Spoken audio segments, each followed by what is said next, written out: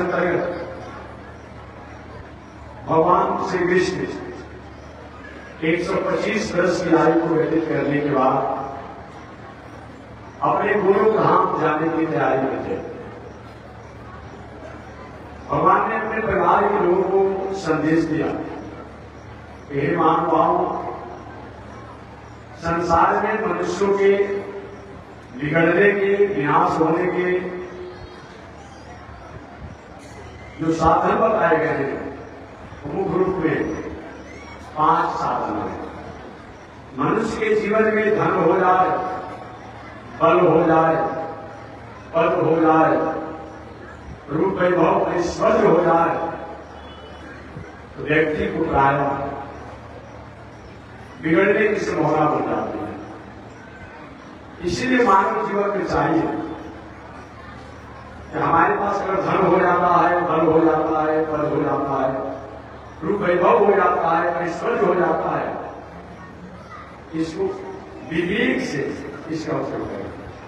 जिस मनुष्य ने विवेक से धन का, बल का, पद का, रूप वैभव का, पद प्रतिष्ठा का उपयोग नहीं किया, उस व्यक्ति के जीवन में प्राप्त वह धन, वह बल, वह पद, वह प्रतिष्ठा, वह रूप, वह वैभव द्वारा उस व्यक्ति ने अनर्थ किया और अनर्थ कराया।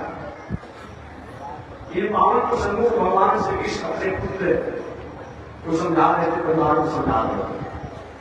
भगवान श्री कृष्ण के पुत्र श्याम जी ने पूछा, पिताजी ये 5 साधन जीवन में हो,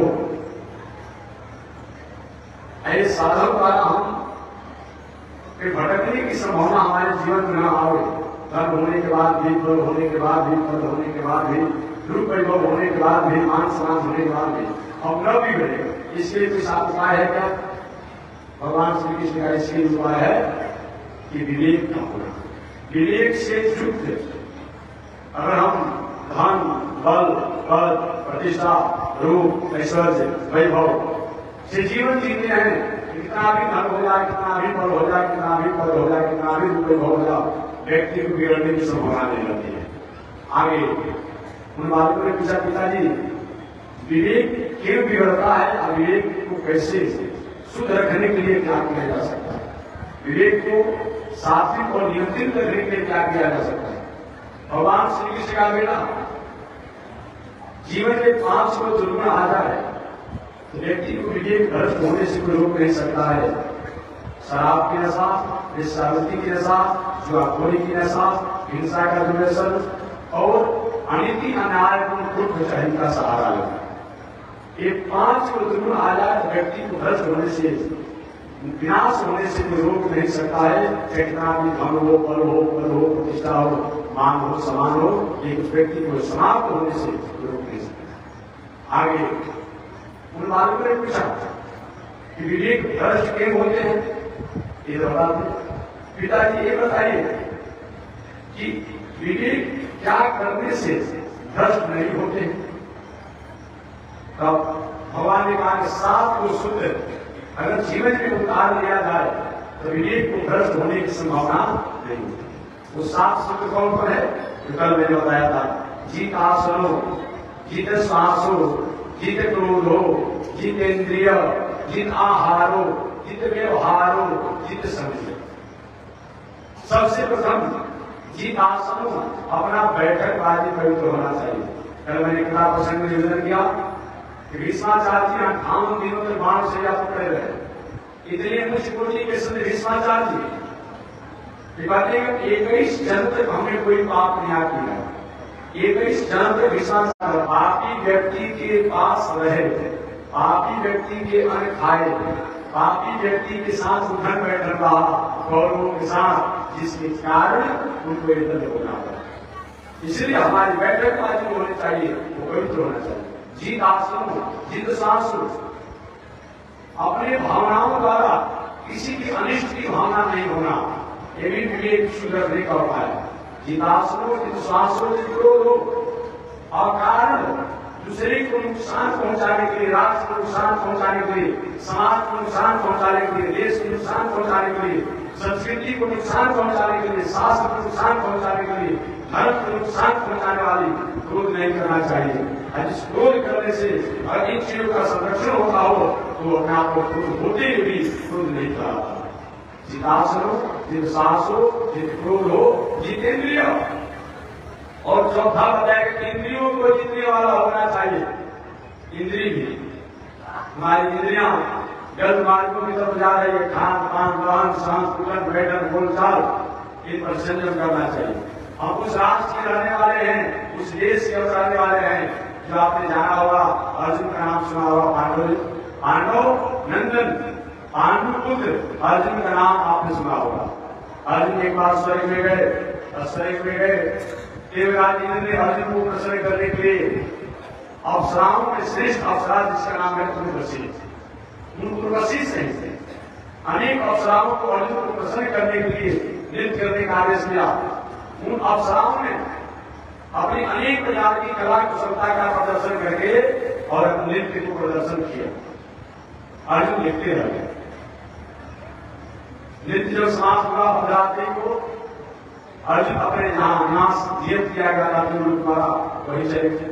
कुछ देरों के बाद एक आवाज आई उनके द्वार के सामने, दूसरे किसी की आवाज नहीं थी, और सब उर्वशी अप्सरा का। उर्वशी अप्सरा ने कहा किवाड़ खोलिए, किवाड़ खोलिए, किवाड़ खोलिए। उन्होंने कहा परिचय क्या है बताइए। तो मेरा परिचय है उर्वशी अप्सरा। बोलिए। उनका हो सकता है कोई देव को संकट आ गया अचानक, देवी इस रात्रि में आने का क्या कारण है। उर्वशी ने कहा कि कारण हमारे जीवन में संकट आ गया, मेरे मन पर संकट आ गया, मेरी इंद्रियों पर संकट आ गया है, मेरी बुद्धि पर संकट आ गया है, बाकी केवल को संकट नहीं है। क्या तुम्हारे पर संकट आ गया? महाराज जब से मैंने आपको देखा है अपने पति जैसा मैं व्यवहार आपके साथ करना चाहती हूँ। और उनका ऐसा नहीं हो, ऐसा नहीं हो। उर्वशी ने नहीं होगा, मैं कहूँ भाई आपके पति जैसा किसान व्यवहार में करना चाहते हो, आप नहीं होगा। क्यों नहीं होगा? अर्जुन के भारत देश का रहने वाला हूँ, मैं भारतीय संस्कृति को कलंकित नहीं करूंगा। उर्वशी ने कहा कि देवलोक में दोष नहीं लगता है, इसलिए आप हमें अपने पत्नी जैसा साथ स्वीकार कीजिए। अर्जुन के खिलाफ ये संभव नहीं है। उर्वशी ने कहा देखिए ऐसी वैसी में अप्सरा नहीं जो मैं कहा कि आप कर देंगे। अगर मेरी बातों को आप ठुकराएंगे तो मैं आपको साथ दे दूंगा। अर्जुन एक मैं साथ को बर्दाश्त कर दूंगा सहर्ष, लेकिन मैं भारतीय संस्कृति को कलंकित नहीं करूंगा। वही उर्वशी ने साथ दे दिया। अर्जुन बताया करोगे जाओ एक वर्ष के लिए आप हिंदा हो जाएंगे। अर्जुन वही हिंदा एक वर्ष के बाद हो गए, आपको जानते होंगे, लेकिन भारतीय संस्कृति को उन्होंने कलंकित नहीं होने दिया। उस राष्ट्र के आप रहने वाले हैं, अतः इस गरिमा को कभी भूलनी नहीं चाहिए। यही इंद्रिय संयम का मतलब होता है। आप देश में जाइए, विदेश में जाइए, प्रदेश में जाइए, क्लब में जाइए, पार्टी में जाइए, विवाह शादी में जाइए, खाना कोई दोष नहीं है। एक मनुष्य एक सामाजिक प्राणी है तो जाएगा ही, लेकिन जाकर के वहां का कचरा आप लोग ले लीजिए, वहां का कूड़ा करकट मत ले लीजिए, वहीं की गंदगी मत ले लीजिए। आप अपने जीवन में संस्कार, संस्कृति, श्रद्धा और मर्यादा को स्वीकार कीजिए। ये हमारे आपके संदेश प्राप्त होता है। मानव जीवन में विवेक भ्रष्ट न हो इसलिए 7 सूत्र बताया गया है। वो 7 सूत्र कौन है? जितासनो, जित श्वासो, जित क्रोधो, जितेंद्रिय। अपना आसन पवित्र होना, बैठकबाजी पवित्र होना, भावना पवित्र होना, जितासनो, जित सांसो, जित क्रोधो, और कारण क्रोध नहीं करना। जितासनो, जित सांसो, जित क्रोधो, जितेंद्रिय। और इंद्रियों को भी अपने आप में जीतने वाला होना चाहिए, जो मैंने बताया। इंद्रिय जित आहारो, अपना भोजन भी पवित्र होना चाहिए। सब कुछ ठीक हो लेकिन भोजन ठीक नहीं हो तब कोई मतलब नहीं है। हमेशा एक कथा में सुनाते रहता हूं। मथुरा का नाम आपने सुना होगा। मथुरा में एक बहुत बड़े अच्छे पंडित जी थे। सब कुछ उनका अच्छा था, सब कुछ पंडित जी का अच्छा था, लेकिन पंडित जी को थोड़ी सी भांग खाने की भांग खाने वाले जानते होंगे। अब भांग खाने के बाद क्या होगा ये भी आप जानते होंगे। जो उसके भोगी होंगे भांग खाने के बाद जब नशा आ जाती है तो होगा कि क्या 20 मिनट को पकड़ लिया। ये बात है सुनो,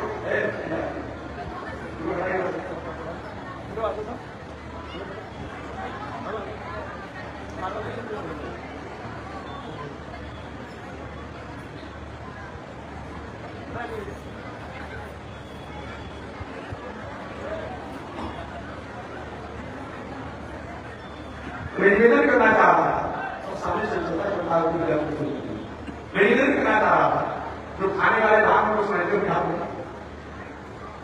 खाने पर क्या स्थिति होती है, उनको ऐसा नशा में जो नहीं कर वो नाम की स्थिति हो गए। कई महात्मा जी आप आदेश हम काफी कभी इसका अनुभव किए हैं क्या? अनुभव नहीं किए। मैं लोगों द्वारा जो जिसकी बातों में खाना अनुभव करो नहीं पड़ा 20 मिनट पर हो गए, 20 मिनट नीचे आ गए जब तक भांग का नशा नहीं। पढ़ना जी थोड़ा सा उभर ही ले लिए थे और उभर ले लिए थे तो हम पूछे और क्या स्थिति है कितने तो रोने लगते हैं, कितने तो और खराब शराब रोने लगते हैं, नशा में हो जाते हैं।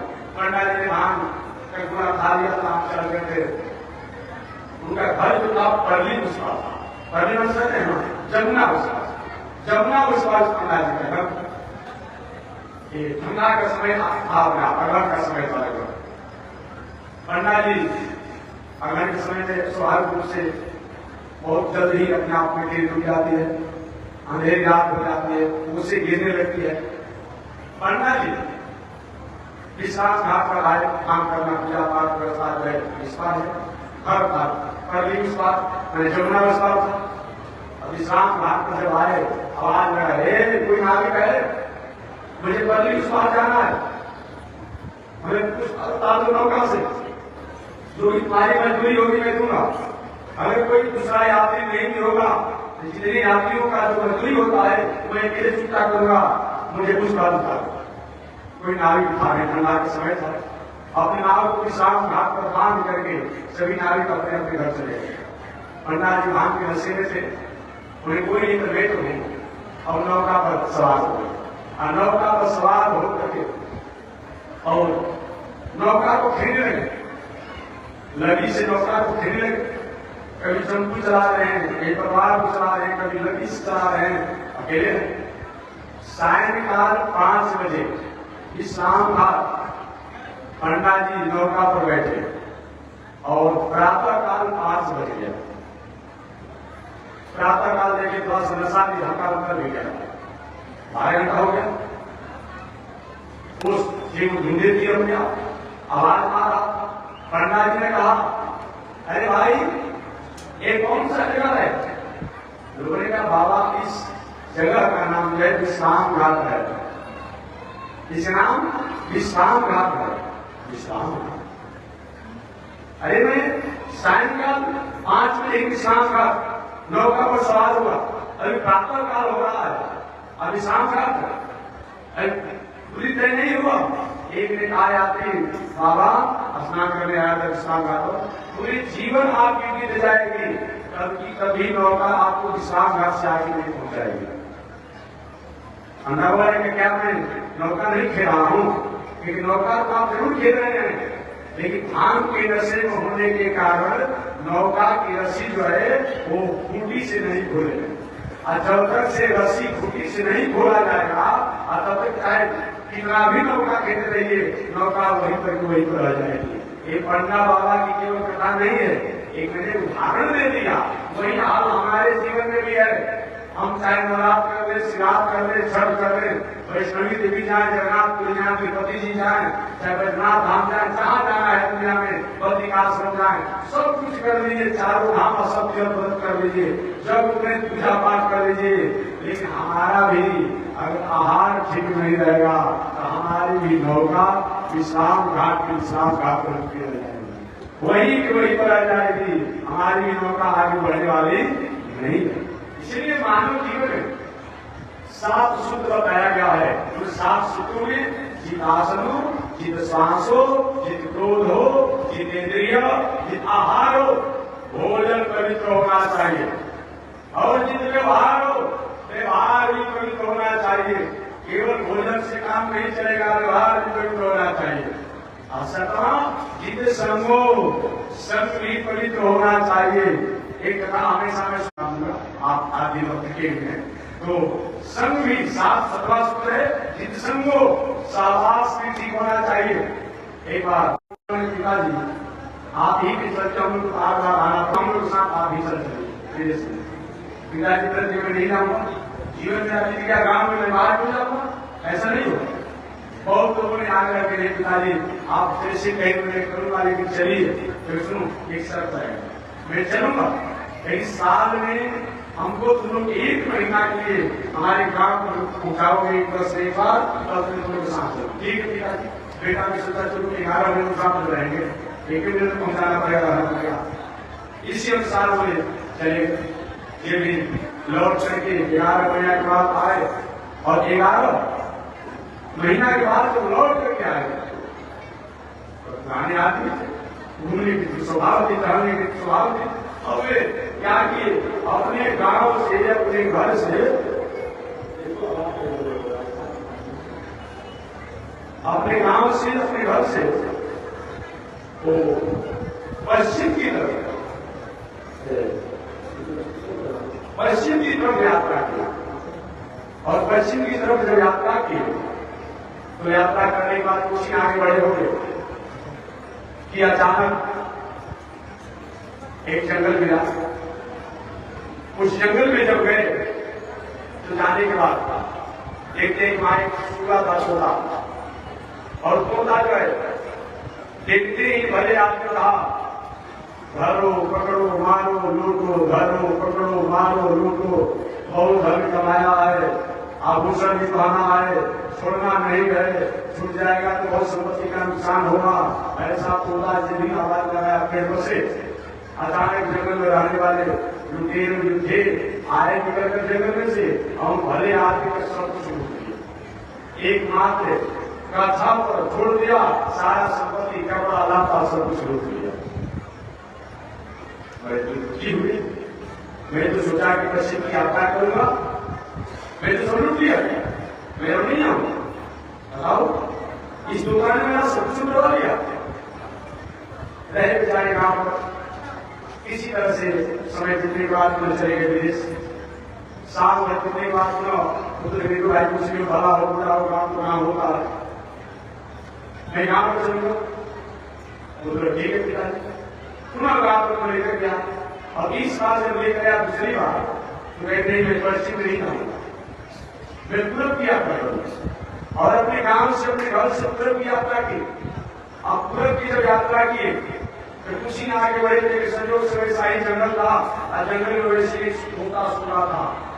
वो जमीन पे आते देखा, कहा कि बड़ाइए स्वागतम स्वागतम, आपका स्वागत है, आप आगे बहुत हमारा भाग्य है, हमारे गुरु जी की कथा होने वाली है, कथा सुनी पड़ेगी, समय मिलेगा तो विश्राम करिएगा, सत्संग करिएगा। इतनी सुंदर सुंदर बातों को कहा, महाराज आप जल पीजिए, पानी पीजिए, भोजन करिए। हैरान हो गए। और ऐसा जमीन सुखा हो रहा था, जंगल में रहने वाले छोटे छोटे ऋषि कुमार थे। महाराज जी निकलने वाले चलिए दर्शन कर लीजिए, पानी पी लीजिए, भोजन कर लीजिए, विश्राम कर लीजिएगा। और सब ला करके संत जी का पहुंचा दिया। सभी सत्कार होने के बाद वो जो महापुरुष ने उस संत से पूछा, महात्मा ने तो मेरे मन में शुभ है। बोलिए क्या शुभ है? शुभ इस बात की है कि आज से 1 वर्ष पहले मैं अपने गांव पर आया था, और गांव से मैंने पश्चिम की यात्रा किया। और पश्चिम की जो यात्रा किया, एक तोता मेरे साथ का तोता सुंदर आवाज लगाया, और कर्मचारी लोग आ गए। उसने कहा धरो पकड़ो मारो लूटो, धरो पकड़ो मारो लूटो, हम लूट लिए। आपका तोता कितना अच्छा है, आपने सूचना दिया, स्वागत कराया। तोता तो तोता होता है, एक तोता ने हमें दबा लिया। आपका तोता कितना अच्छा है, सुना जब स्वागत सत्कार करा रहा है, तोता वाला मैं ही हूँ। अच्छा आपने? हाँ, लुटवाने वाला मैं ही हूँ, जो 7 साल पहले आपने लुटवा दिया, और आज सत्कार कराने वाला मैं ही हूँ। अच्छा तो फिर आपने ऐसा क्यों किया? उसने कहा इसमें मेरा कोई कारण नहीं है। 1 वर्ष पहले मैं उड़ते उड़ते गया, लुटेरों के अपराधियों के जंगल में, उन्हीं कहा जाकर मैंने तुरंत अपना डेरा कर, और वहां पे बोलने लगा। संयोग से एक बार संत महात्माओं की टोली कीर्तन करते उसी जंगल से निकल रही थी। मैं भी उन संतों के ऊपर उड़ते गया और संतों के आश्रम पर जो गया तो आप देख रहे हैं कि 4 बजे सुबह से लेकर के 12 बजे रात तक कोई पूजा हो रहा है, कोई पाठ हो रहा है, कोई हवन हो रहा है, कोई सत्संग हो रहा है, कोई भंडारा हो रहा है। इसलिए हमारा भी स्वभाव बन गया, हम भी वही अपनी दिनचर्या करने लगे। कोई आता है तो सूचना देते हैं, तो लुटवाने वाला मैं और आज सरकार कराने वाला मैं। समझिएगा, सुनिए ना। इसलिए संगत से गुण होता है, संगत से गुणगार, संगत का बहुत बड़ा परिणाम हो सकता है। एक मोटा सूरा जो है जब संगत से जुड़ सकता है तो हम और आप क्यों नहीं जुड़ेंगे। एक विचार करते हुए विवेक हमारा भ्रष्ट न हो और इस विवेक के नहीं भ्रष्ट होने से हमारे जीवन में धन, बल, पद, प्रतिष्ठा, रूप, सौंदर्य प्राप्त होगा, लेकिन इस काम का उपयोग नहीं करेंगे। इसके लिए विवेक पवित्र होना चाहिए और विवेक पवित्र होने के लिए, शुद्ध होने के लिए हमें 7 सूत्रों का जीवन में उतारना पड़ता है। जित आसनो, जित श्वासो, जित क्रोधो, जितेंद्रिय, जित आहारो, जित व्यवहारो, जित संगो। सबसे पहले अपना आसन शुद्ध होना, दूसरा अपनी भावना शुद्ध होना, तीसरा अपनी इंद्रिय संयम होना, जितासनो, जित श्वास हो, जित क्रोध हो और अकारण क्रोध नहीं करना, जितेंद्रिय, चौथा इंद्रिय जीतना और जित आहार हो, पांचवा भोजनशील होना और छठवां व्यवहार शुद्ध होना और छठवां संगत शुद्ध होना। ये 7 को आचरण, 7 को सूत्र अगर जीवन में आ जाए व्यक्ति का जीवन मंगलमय हो जाता है। इन पावन प्रसंगों को भगवान श्री कृष्ण अपनी सुधर्मा नाम की सभा में अपने पुत्र परिवार को संदेश देते समय सभी कुमारों ने उपदेश दिया। कुछ बच्चे, कुछ परिवार के लोगों ने सुना, कुछ ने नहीं सुना, कुछ ने माना, कुछ ने नहीं माना। भगवान ने कहा ठीक है बच्चों, अगर इस पर ध्यान नहीं दोगे एक ऐसा समय आएगा तो इसका परिणाम तुम्हें भोगना पड़ेगा। ऐसा करके भगवान ने अपनी सुधर्मा नाम की सभा को विसर्जन किया। तो शेष चर्चा कल मैं करूंगा। आगे भगवान के आदेशों को नहीं मानने का परिणाम किस प्रकार से तुलसी बालकों को और पूरे जो वंश को हुआ, इस चर्चा अगले दिन आदेश के साथ मान दिया। आगे